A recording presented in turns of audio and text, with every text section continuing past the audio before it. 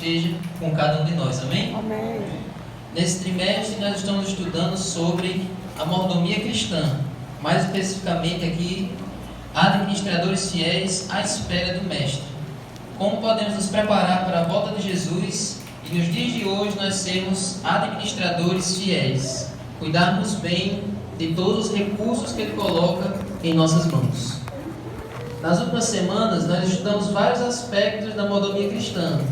Vimos sobre os dízimos e ofertas, vimos sobre o uso do tempo, vimos sobre vários temas, sobre vários assuntos que dizem respeito à nossa mordomia, à nossa relação para com Deus. Mas na semana passada, nós estudamos sobre mordomia, mas relacionado à nossa ligação com o próximo, com as outras pessoas ao nosso redor. Por isso que o tema da semana passada foi aos mais pequeninos irmãos. O que é que a Bíblia fala sobre o cuidado com os necessitados? Vamos lá para Mateus capítulo 25. Mateus é o primeiro evangelho do Novo Testamento. Mateus capítulo 25. Aqui Jesus está contando uma parábola. 25, vamos ler aqui alguns versos. Mateus 25, primeiro evangelho do Novo Testamento. Aqui Jesus está contando uma ilustração de como vai ser o dia da sua volta. O que é que Jesus vai dizer a cada um no dia que ele voltar? Mateus 25, vamos ler aqui do verso 31 em diante. Diz assim: quando o Filho do Homem vier na sua majestade e todos os anjos com ele, então se assentará no trono da sua glória. Todas as nações serão reunidas em sua presença, e ele separará uns dos outros, como o pastor separa as ovelhas dos cabritos. Ele porá as ovelhas à sua direita e os cabritos à sua esquerda. Então o rei dirá aos que estiverem à sua direita: venham, benditos de meu Pai, venham herdar o reino que está preparado para vocês desde a fundação do mundo. E olha o que Jesus diz: porque tive fome e vocês me deram de comer, tive sede e vocês me deram de beber, eu era forasteiro e vocês me hospedaram, eu estava nu e vocês me vestiram, eu estava enfermo e vocês me visitaram, eu estava preso e vocês foram me ver. Aí quando é que todas essas pessoas fizeram isso para Jesus? Eles perguntam. Eles fazem essa pergunta no verso 38 até o 39. E aí Jesus responde, verso 40. O rei respondendo lhes dirá: em verdade lhes digo, que sempre que o fizeram a um destes meus pequeninos irmãos, foi a mim que o fizeram. Amém? Amém. Então, aqui Jesus, quando ele reúne o seu povo, aqui Jesus diz o seguinte: olha, vocês vão herdar o meu reino, vocês vão herdar a recompensa que eu estou preparando para vocês, porque vocês me viram com fome, vocês me deram de comer, vocês me ajudaram de todas as formas. E aí eles perguntam: quando é que nós fizemos isso para o Senhor? Foi toda vez que vocês fizeram para um dos meus pequeninos irmãos. Quando vocês fizeram para as pessoas necessitadas, vocês estavam fazendo para mim. E foi isso que nós fizemos nessa semana. Qual é a nossa relação para com as pessoas que precisam? Qual é a nossa obrigação para com as pessoas que necessitam da nossa ajuda? Foi isso que nós vimos, e nós vamos agora recapitular. Qual foi o exemplo de Jesus com relação ao cuidado com os necessitados? Vamos lá para Lucas. Lucas 4, do 16 ao 19.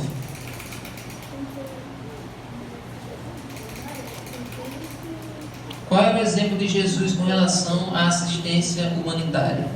Terceiro evangelho do Novo Testamento, Lucas 4, do 16 ao 19.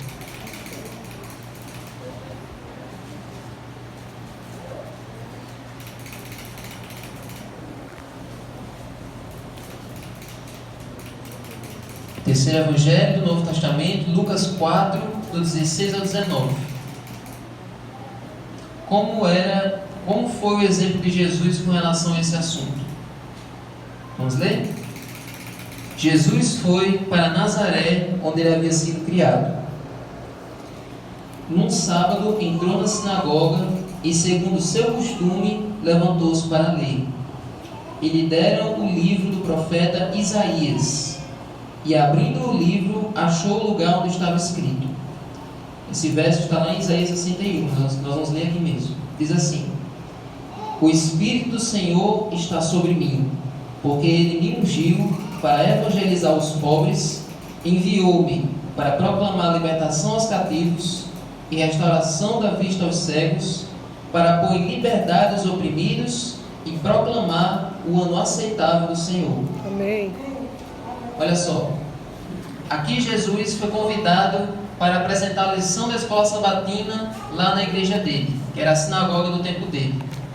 Jesus pegou o livro da lei, que era a Bíblia que eles tinham, que era o Antigo Testamento, e abriu nessa passagem. E agora eu pergunto para vocês, dentro do que vocês viram nessa passagem, por que Jesus escolheu essa passagem para ler com aquelas pessoas naquele dia? O que é que essa passagem queria dizer? E por que essa passagem se aplicava para Jesus? Olha só, Jesus, ele é o nosso Messias, ele é o nosso libertador. E o que foi que ele leu? Vamos ler novamente o verso 18 e 19. O Espírito do Senhor está sobre mim, porque Ele me ungiu para evangelizar os pobres, enviou-me para proclamar libertação aos cativos e restauração da vista aos cegos, para pôr em liberdade os oprimidos e proclamar o ano aceitável do Senhor. Por que Jesus escolheu esse verso para ler naquele dia?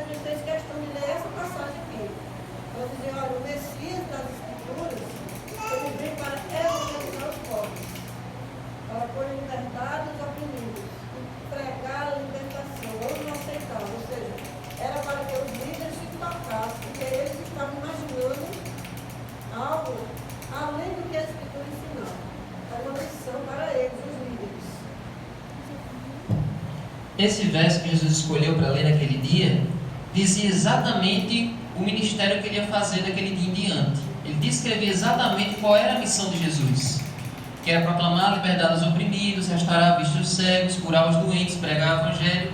Jesus estava descrevendo ali a missão que ele ia cumprir. Só que o que significa isso que o Medal falou? Por que esse verso causou um choque para as pessoas que ouviram?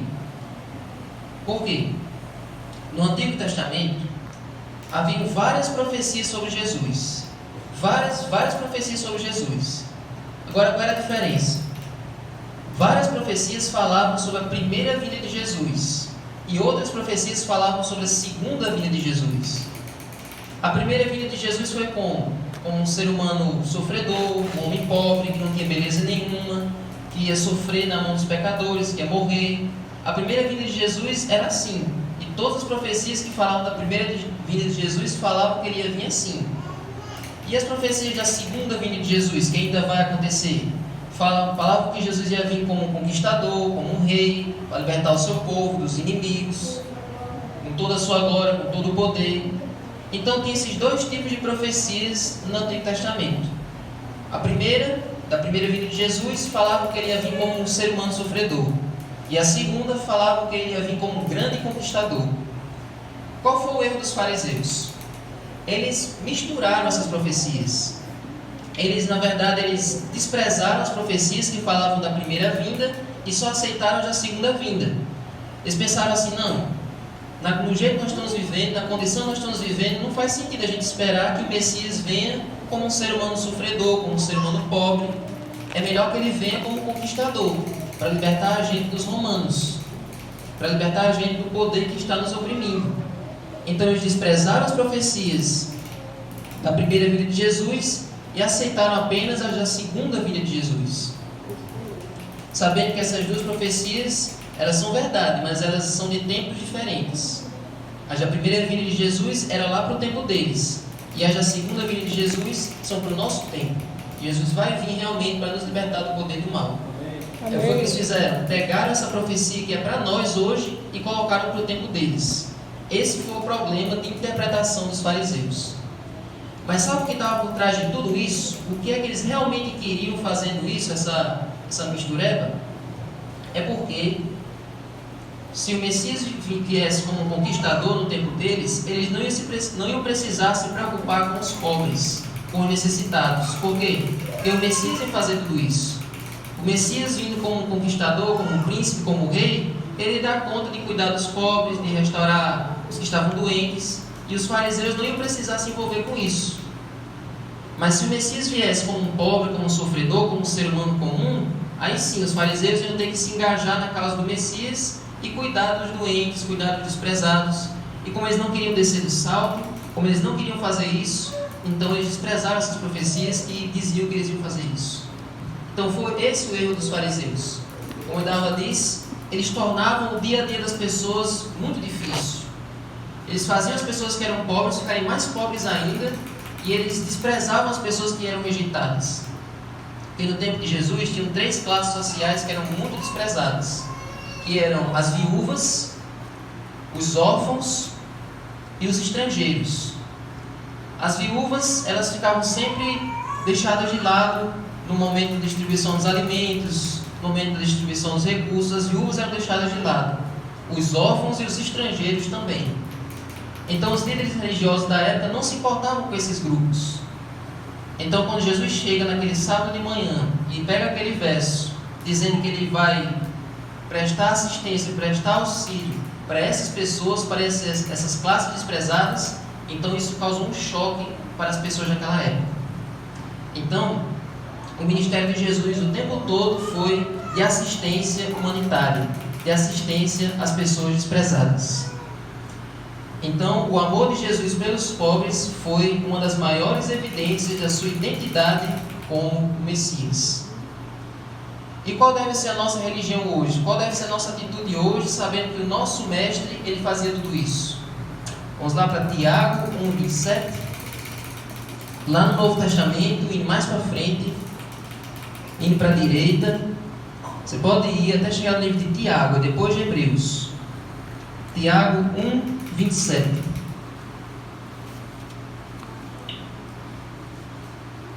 Tiago, capítulo 1, verso 27. Você pode ir para a direita, pode ir para a direita. É lá perto de Apocalipse. Tiago 1:27. Quando você passa daquelas cartas dos Enses, Filipenses, Colossenses, Tessalonicenses, você vai chegando perto de Hebreus, aí vem Tiago. Tiago 1:27.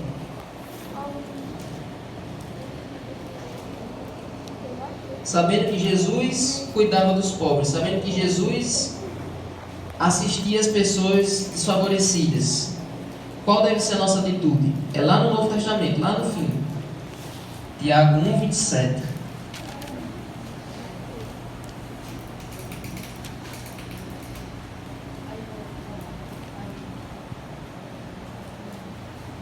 Amém? Vamos ler? Diz assim: a religião pura e sem mácula para com o nosso Deus e Pai é esta: visitar os órfãos e as viúvas nas suas aflições e assim mesmo guardar-se incontaminado do mundo. Amém. O que é que vocês entendem desse verso? Qual é a religião perfeita, a religião que Deus não coloca defeito, que todos nós devemos exercitar no nosso dia a dia? Tem que fazer 2 coisas, está dizendo aí. A religião pura e sem mácula é o quê? É fazer 2 coisas. É amar e ajudar os pobres. Ter amor pelos pobres e pelas pessoas. Não faz. Ser drogado, não morar em favela, Amém. essa é a primeira. Se não tem, é contaminar. Porque não adianta você fazer o bem e você está contaminando. Se contaminar. São 2 coisas separadas. É um gesto de amor e caridade que Jesus fazia. E a outra parte que também não é fácil, manter-se incontaminado, humildade, em santidade, separado para Deus. Não é fácil. As 2 coisas. Você trabalhar em ambiente, É verdade. focado, você não deve dar. Você colocar para não se já viu todo mundo colocar um perfil você se controlar. Isso é uma luta perigosa. Verdade. Quem trabalha com isso, né? Tem mais aquelas músicas que a gente ouvia no tempo do pecado, que a gente gostava, que escutava, que curtia, como se diz, aquelas músicas, elas estão apenas enfraquecidas na nossa memória, mas elas estão lá na nossa memória. Só que a gente vai colocando os louvores, vai colocando as mensagens de Deus, vai limpando, vai fazendo uma faxina na nossa mente, e aquelas músicas vão ficando lá nos escombros, lá para trás, lá para o lixo.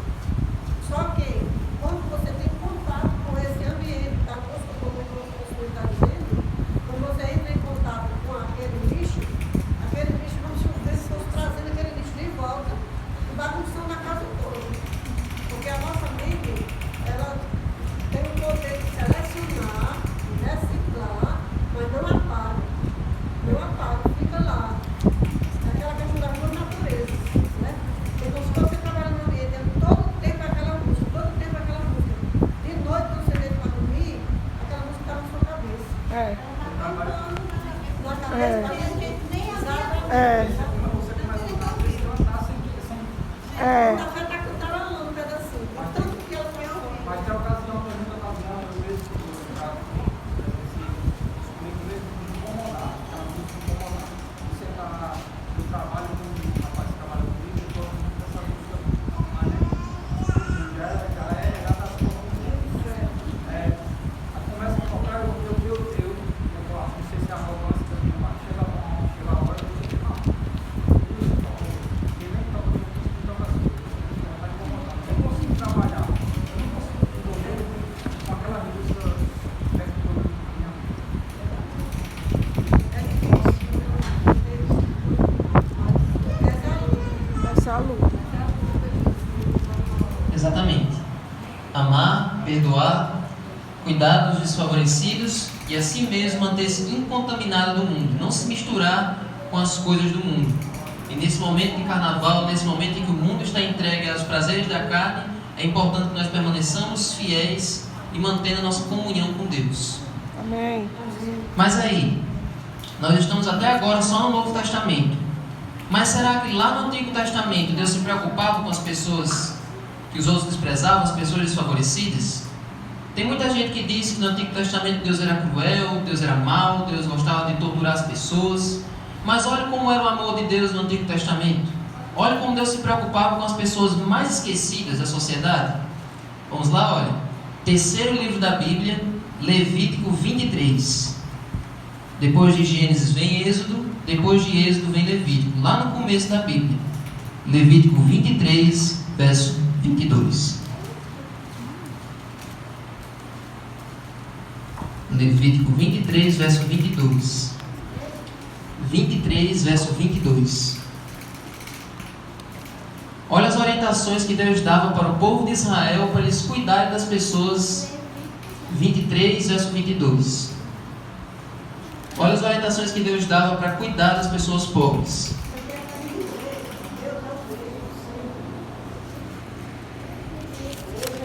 Verso 22.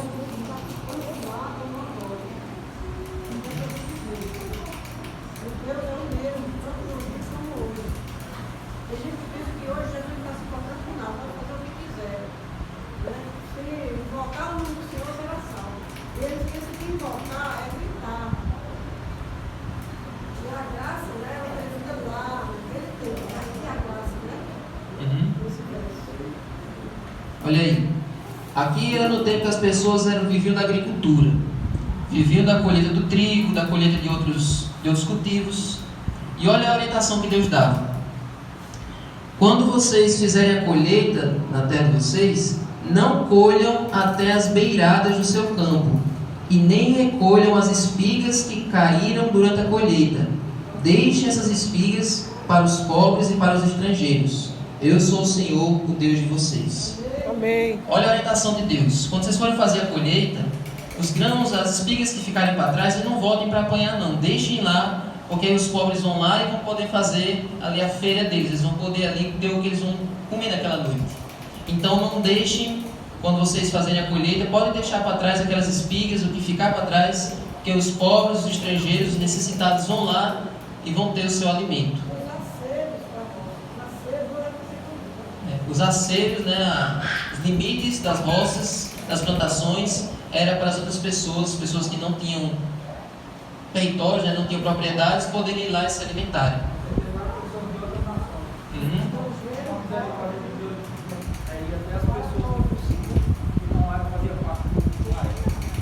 Uma história da Bíblia que conta exatamente isso aqui que acontecia é a história de Ruth, que Jesus já contou aqui várias vezes nos sermões. Como era a história de Ruth? Ruth, quando ela voltou lá da terra dela, que ela era estrangeira, ela foi fazer justamente isso. Ela era uma viúva, ela era pobre, e depois que as pessoas iam colhendo ali o trigo, ia ficando aqueles espigas que ficavam para trás. E ele ia só juntando, colocando dentro do saco, ia só juntando, levava para casa e ali fazia comida para ela e para sua sogra. Então era assim que funcionava na Bíblia. E ambas eram viúvas e ambas eram pobres. E elas sobreviviam de quê? Dessa orientação de Deus. Cuidado para com as pessoas desfavorecidas. Uma coisa que me chama a atenção também é que Deus não manda você colher e deixar na casa da pessoa. Manda você deixar lá na roça para a pessoa ir colher, ter o trabalho de ir colher para se alimentar, né? Vocês não chamaram a atenção de vocês não isso? Não é interessante? Deixe lá os aceros para os pobres e os necessitados ir colher. E no caso de Ruth, era uma mulher, né? Era viúva, a sogra também era viúva, e ela foi para o campo colher, né? Porque Deus quer que a gente trabalhe. Pois é. Deus não gosta de ocioso. Deus quer que cada um de nós tenha uma função a realizar. Mas assim, eu acho que Deus quer que a gente ajude, mas Ele quer também que você precisa de ajuda, vai em busca da ajuda. Vai em busca da ajuda. Faça o seu esforço também para conseguir. Eu vejo também assim, que a gente ajude. Eu assisti hoje à escola, que o pastor estava falando lá na época, a gente ajuda, mas também a gente leva a palavra e ensinar o caminho verdadeiro, né? Que a Bíblia lê, o versículo, ensinar, entendeu? Não é só levar comida, só levar comida, ajudar não. A gente tem que levar e também levar a palavra, que é a alimentação espiritual, né? Levar a alimentação Espiritual. Tudo bem, meu filho. Isso que vocês falaram é muito importante porque no mundo religioso hoje existem duas vertentes, dois extremos. Tem um extremo que é só ajuda humanitária, sem palavra de Deus. Tem um extremo que leva as pessoas, leva a ajuda humanitária, leva a assistência para as pessoas, mas não prega o evangelho nenhum, não falam de Deus em nenhum momento. Aí o outro extremo também não é bom, que é só levar o evangelho, mas sem assistir às necessidades reais que a pessoa tem para aquele dia. Tem que fazer as duas coisas. A pregação e a assistência tem que andar juntas. Não é uma coisa que exclui a outra. As duas coisas andam juntas. Agora vamos ver outras orientações de Deus no Antigo Testamento que também são muito, muito especiais. Deuteronômio 15. É o próximo livro, para a direita. Levítico. Você está em Levítico, vai para a direita.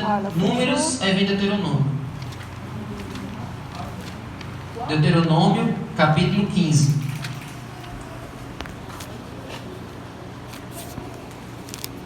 É o quinto livro da Bíblia. Deuteronômio 15. Vamos ler aqui do verso 7 em diante.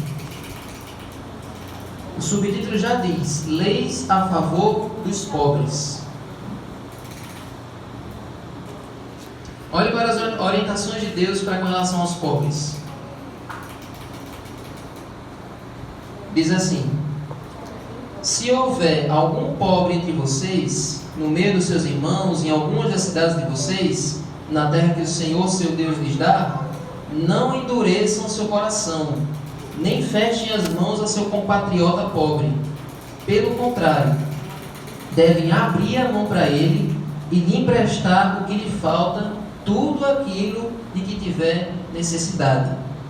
Tenham cuidado para que não haja pensamento vil em seu coração e vocês digam: está próximo o 7º ano, o ano do perdão das dívidas, fazendo com que os olhos de vocês sejam malignos para com seu compatriota pobre e vocês não lhe deem nada, e ele clame ao Senhor contra vocês e vocês sejam culpados de pecado. Essa questão do 7º ano, vou explicar ainda, a questão do 7º ano. A cada 7 anos era perdoado Como assim? Não botar aqui no cantinho, depois você pega. Bota em pé aí. O que era penhorado por causa da pobreza, no 7º ano voltava para o 12. Então Deus está dizendo assim, se você emprestou ao pobre e fica contando quantos anos faltam para receber de volta, isso pode ser endurecido para o seu coração. Cuidado para o seu coração não endurecer. Porque Deus ordenou que eles ajudassem aos que tinham empobrecido e que de 7 em 7 anos aquela coisa voltava para eles. Por exemplo, eles davam uma terra para a pessoa trabalhar. Quando completar 7 anos, a terra voltava posse de dono. Então era um ciclo. E Deus está dizendo que o que emprestasse, não emprestasse contando o tempo de receber de volta. Emprestasse livremente, por ser favorecido pelas vezes, o outro não. E aqui na lição tem um verso de Êxodo 23, não precisa abrir, que também fala o que acontecia no 7º ano. Olha, durante 6 anos você semeará a sua terra e recolherá os seus frutos. Olha o que acontecia no 7º ano. Porém, no 7º ano, deixe a terra descansar e não a cultive, para que os pobres do seu povo achem o que comer e os animais do campo comam do que sobrar. Faça o mesmo com a sua vinha e com o seu olival. Então, durante 6 anos, eles semeavam, eles plantavam, eles cultivavam a terra e colhiam. E no 7º ano, eles deixavam a terra descansando, que era para os pobres ali terem do que se alimentar. Então, tudo isso, irmãos, tudo isso que nós lemos eram as orientações de Deus para o seu povo não ter um coração egoísta, um coração que não se importasse com os outros. Deus tinha um cuidado especial com os pobres. Tinha naquele tempo e tem até hoje. E tinha também a lei de que se alguma pessoa passasse com fome no meio de uma roça, ele podia estirar a mão e colher e para matar a sua fome. Lei que você obedece deliberadamente. Essa lei... Essa daí eu cumpro fielmente. Ela chega e sobe na moto e tira a mão na frente do mundo. Pois é, tá Bota na pendurado pro caixa lado de central fora. e tira os cachos de banana. Então, é por isso que os discípulos, quando estavam com fome, saíram da igreja para visitar uma pessoa que morava longe, com Jesus. E a Bíblia diz que os discípulos estavam com fome, não foi nem Jesus, eram os discípulos. E eles passaram pelo meio de uma seara, né, era de trigo, e aí eles estiraram a mão e colheram, esfregaram nas mãos e comeram, porque o trigo ele pode ser comido cru, né? A gente, inclusive, Lincoln trouxe pra gente trigo, né? 1 quilo de trigo de Fortaleza, e a gente coloca na vitamina, fica muito forte a vitamina, muito boa. O trigo ele é semelhante ao arroz, aquele arroz da terra, e ele você pode comer cru, que ele não tem problema nenhum, ele é muito forte. Então, os discípulos estavam com fome, atravessaram ali uma plantação, estiraram a mão, tiraram algumas espigas, ou seja, alguns cachos ali, esfregaram, tiraram a palha e comeram para ver se aguentavam chegar naquela casa onde eles iam se alimentar. E isso estava completamente dentro da lei, que eles não estavam colhendo para vender, estavam colhendo para matar a fome, né? Agora tem uma coisa. Se essa orientação de Deus, Ele deu lá desde o começo, desde o tempo que o povo de Israel andava no deserto, por que hoje o pensamento das pessoas não é assim? De assistência humanitária, de cuidar dos desfavorecidos. Por que o pensamento das pessoas hoje é diferente do que Deus ensinou? Você já ouviu falar da teoria da evolução? Quem aqui já ouviu falar da teoria da evolução? Que nós viemos do macaco. Quem já ouviu falar isso? Todos vocês já ouviram falar da teoria da evolução? Sobre o Big Bang, sobre o homem veio do macaco. Mas tem uma coisa que a teoria da evolução ensina que é muito perigosa. Ela diz que todas as espécies que existem hoje, de animais, de plantas, seja qualquer coisa, qualquer ser vivo, ele sobreviveu através da seleção natural. E o que é isso? A espécie mais forte sobreviveu e a espécie mais fraca foi extinta. As espécies que mais conseguiram se adaptar ao ambiente, elas existem até hoje. E aquelas que não conseguiram aguentar o tranco, elas ficaram para trás. É a seleção natural. É assim que o mundo explica os seres vivos que existem hoje. Agora, foi o que o ser humano fez. Ele pegou essa teoria e aplicou para a sociedade.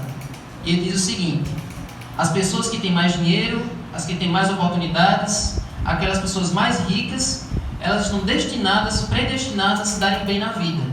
E as outras, que não tiveram tantas oportunidades, que não têm tantos recursos, estão destinadas a se dar mal. E a gente não pode fazer nada para alterar isso, porque senão vai desmantelar a sociedade. É assim que as pessoas pensam hoje. Por isso que tem muita gente que tem dinheiro para tudo no mundo, mas não tem dinheiro para ajudar quem precisa. Né? Essa coisa que está mostrando aí é muito real e é relevante e bom para a gente prestar atenção na coisa. Se a gente não tiver cuidado, até nós cristãos entramos nessa ideia maligna e diabólica. E quem for fraco se rege, se lava. Sabe por quê? Porque a gente vê isso na prática de pessoas boas. Por exemplo, você vai no supermercado na segunda-feira de manhã e tem os funcionários que estão fazendo, sabe o quê? Selecionando frutas, legumes e verduras que não existiam da sexta-feira do sábado até a segunda, frutas que se vendem como maçã, tomate, pimentão. Só porque tem uma manchinha, só porque tem uma manchinha. Eu já fui buscar várias vezes lá em Seróis, em outros momentos, para ajudar a igreja. Eu buscava caixas grátis, cheias de frutas que vai para os porcos e o supermercado não dá a ninguém. O supermercado não dá. Se vem ensinando para o brasileiro, vai para os porcos. Supermercado nenhum dá aquelas frutas a ninguém.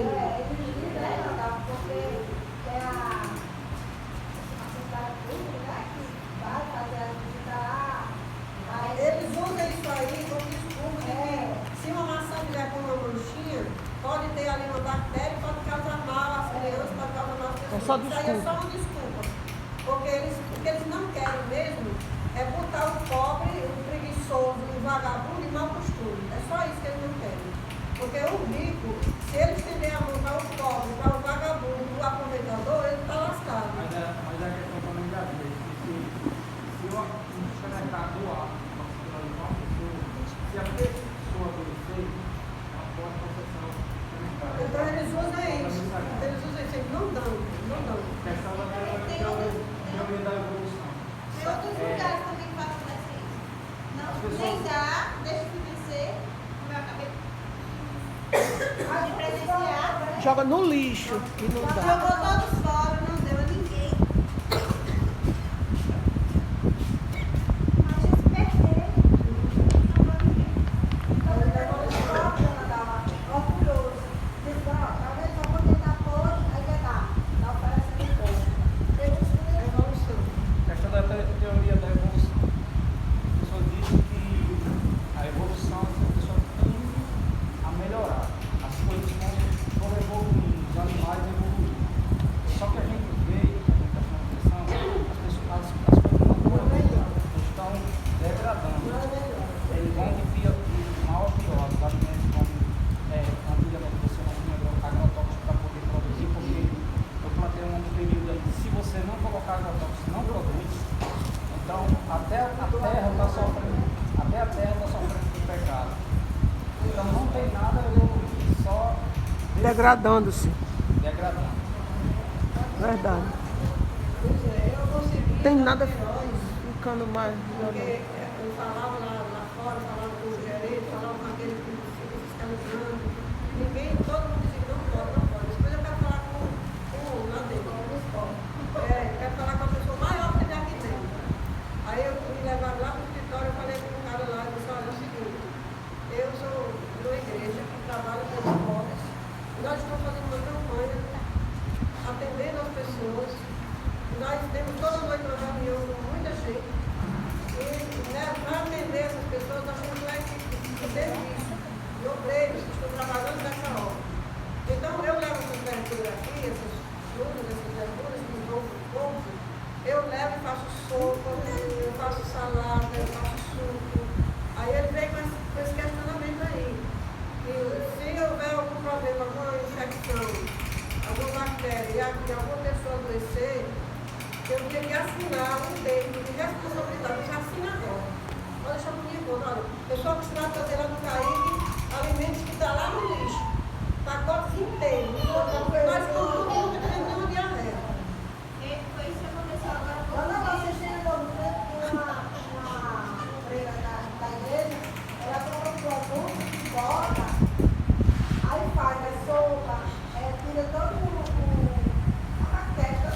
tóxico. Do que desinfectar qualquer contaminação. Aí depois faz aquela coisa para Agrotóxico, qualquer veneno que tiver na comida, eu sei como é que tira. Fala, a gente jogou fora, deu mais de 3 fardos de cuscuz, que a gente sabia que estava prestes a se vencer, e enquanto não venceu, ele não deixou a gente jogar fora. Eu falei para o nosso diretor, porque você não deixou a gente reutilizar e dar para alguém que precisava? Ele disse, eu sabia que ia se vencer, mas eu não podia jogar fora não. Ou seja, ele preferiu desperdiçar aqueles do que simplesmente deixar que as pessoas aproveitassem.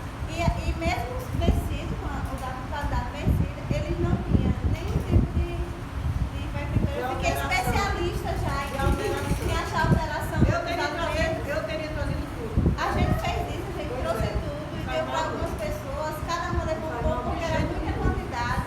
Cada uma levou, para você ter noção, uma caixa de bolacha cheia, uma boca só de vitamina. Levou tudo isso, cada uma levou um pouco e distribuiu como podia lá onde a gente levou. Tudo isso se encaixa na ideia. Isso, na ideia de dar. Quem tem e pode, vai embora. E quem não tem, se lasca. Isso. O propósito era esse lá. Pois é. Existem esses dois sistemas econômicos no mundo hoje. Dois pensamentos econômicos. Esse, que as desigualdades sempre existirem, sempre vão existir, que ninguém pode fazer nada. E existe um outro, que é que todo mundo pode viver na mesma condição. Que todo mundo pode ter as mesmas condições. Só que esse sistema no mundo não funciona porque esse sistema faz com que todo mundo fique pobre, que ninguém prospere, que ninguém levante, ninguém ascenda na sua vida. Então qual é o sistema da Bíblia? O desejo de Deus é que todo mundo fosse rico, que todo mundo tivesse o que comer, que todo mundo tivesse o suficiente para sobreviver. E a riqueza do mundo dá para todo E o mundo planeta Terra tem o suficiente para cada ser humano sobreviver. Então qual é o plano econômico de Deus? Nesse mundo, nós devemos sempre assistir e ajudar as pessoas que precisam. Por quê? Porque lá no céu Deus promete mansões na cidade santa e casas no campo na nova terra. Amém. Deus promete que cada ser humano, cada salvo, vai ter o suficiente para sobreviver na nova terra. Amém. E muito mais. Não vai ter nenhum pobre na nova terra. Não vai ter nenhum mendigo, nenhuma pessoa necessitada. Então nós não acreditamos que existe uma solução definitiva para esse mundo aqui. Nós acreditamos que um dia Deus vai pôr fim ao pecado e trazer uma solução definitiva quando Deus criar um novo céu e uma nova terra. Amém. Lá não vai haver desigualdades. Lá não vai ter pessoas passando fome. Lá não vai ter pessoas desamparadas. Amém. Porque Deus vai assistir e cuidar de todos. Amém. E aqui a gente deve fazer a nossa parte, porque Maninho, por exemplo, e aqueles fazendeiros ali, eles não conhecem a Bíblia, eles não conhecem essas leis, eles estão cumprindo essa lei de não rebuscar as pontas. Eles não voltam atrás para colher as pontas. As pontas ficam lá para os pobres necessitados. Agora, quem são os pobres necessitados que têm coragem de buscar? Aí é que está. Porque tem a lei está sendo exercida por eles, mesmo conscientemente, e o direito do pobre ir lá buscar uma bicicleta, uma caixa, um saco. Porque Maninho é um homem que não conhece a Bíblia, ou não sei se conhece, mas ele está cumprindo essa lei. E no dia que o cara encomendou 40 caixas de banana que ele aprontou, e que o cara chegou lá e disse que ia pagar depois, ele disse, pois deixa aí, que eu dou para a mulher da igreja levar e distribuir para o povo lá. Ele disse, não, para pagar depois eu não aceito não, deixa aí. Aí mandou a filha ligar para mim e dizer, tem aqui uma ruma de banana que o papai ia vender e o homem não tinha dinheiro para pagar. Ele disse que podia doar. Ele preferiu doar do que entregar para o cara enrolar ele, sabe? Dá para todo mundo ser bom, não dá, irmão. Cada um na sua condição, dá para ser bom, dá para ser generoso. Se você tem pouco, você diz que a gente tem 2, dá um a quem não tem. Dá para todo mundo ser bom. Exatamente. Então, irmãos, para nós não nos estendermos muito, vamos só ler aqui uma citação de Ellen White, que fala justamente sobre isso. Diz assim: ao abrir a porta aos necessitados e sofredores de Cristo, você está recebendo anjos invisíveis. Amém. Você está convidando a companhia dos seres celestiais. Eles trazem uma sagrada atmosfera de alegria e paz. Eles vêm com louvores nos lábios e uma nota correspondente se ouve no céu. Amém. Lá, lá no céu, todo ato de misericórdia que você faz aqui promove música no Oh, céu. glória. O Pai, em seu trono, conta os abnegados servos entre seus mais preciosos tesouros. Amém. Todo aquele servo, toda aquela pessoa que é solidária, toda aquela pessoa que se preocupa com o próximo, é um tesouro nas mãos de Deus. Então hoje, abra o seu coração e ajude alguém. Abra o seu coração e seja solidário com alguma pessoa com quem você tenha contato. Amém. Vamos ficar de pé? Vamos fazer uma oração?